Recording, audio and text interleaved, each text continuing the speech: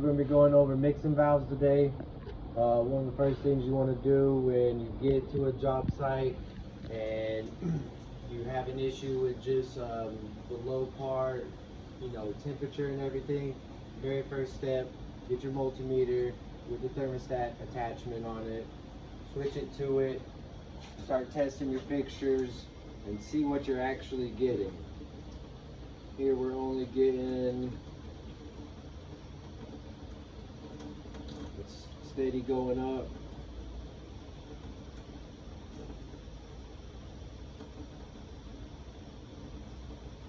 So we're sitting at about 95 degrees right now, 97, still going up.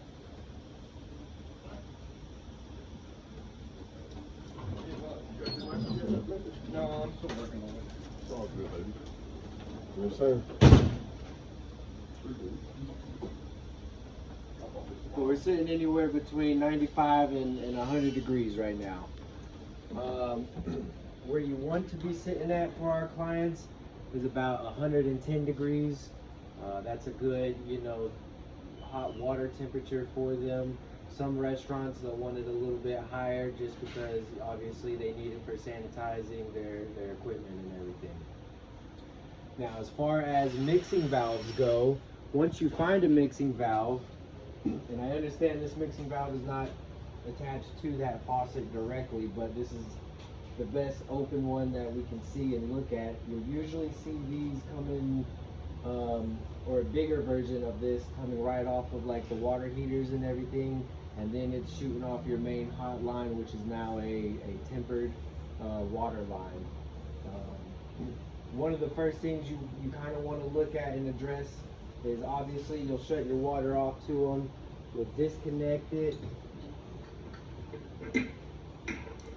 and what you want to look at with some of these is they have a filter and a screen,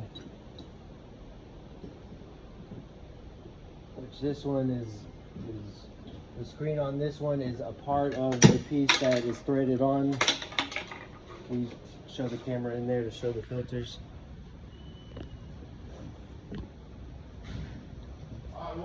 But you want to check those because a lot of the time the issue you can run into with these is that those filters are getting clogged and it's not actually allowing the water that you need to get through into the mixing valve itself so that it can properly, mix your water and send it down to or out to your other fixtures and everything. On the fixture or on the mixing valve itself, and this one in particular, this green cap sits on there. You just pop the green cap off, and then this screw here, got gaskets dropping everywhere. This screw here is your adjusting screw. You'll just turn it left or right to allow either more cold or more hot going in to then you're now mixed line on that side. And you just have to kind of play with it and keep testing the temperature of the water until you get to that good setting that you want it to be at. Then when you put it all back together,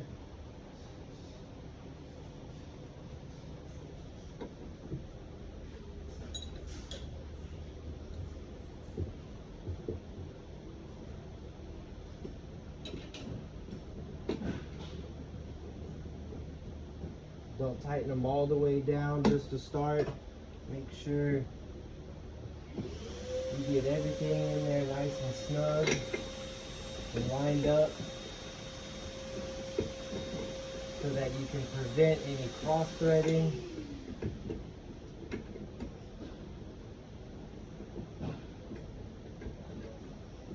I like to just go in with my hand, get everything kind of hand tightened, and then go in with the channel locks, tighten it down.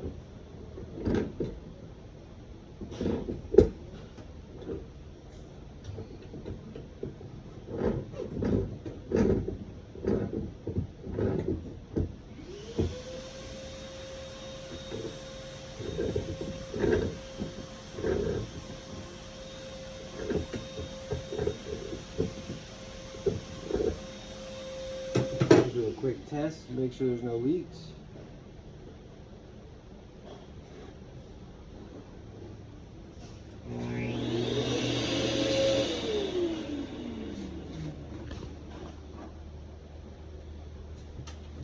Dry it all up.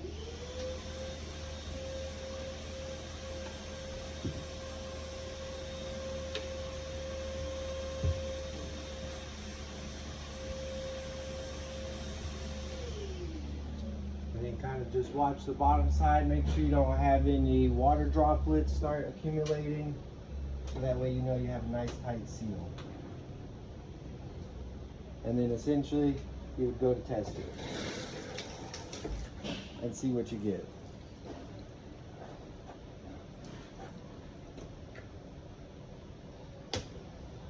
Pop the cap back on so that it can't be messed with. Just spinning this is not going to adjust anything for you. You have to spin that screw in there to actually get it to adjust for you. Now, the way these are working on the inside is essentially, if you've seen the way the inside of a like a PR valve, like a PRV is, then it has a little plate in there that as you're screwing that adjustment screw, it's just moving it essentially up and down, and it's just adjusting how much cold is being pushed down into your mix and how much hot is. And it's a really simple, you know, like concept behind it, but a lot of the times if you're dealing with issues where they're not getting enough hot water, it's usually this. And then if it's not this, once we've ruled out the mixing valve, you take a step, you know, like you further back on the line, and you would find your hot water heater or anything like that and start addressing that and doing your tests on those. Make sense? Any questions? No? All right. Thank you.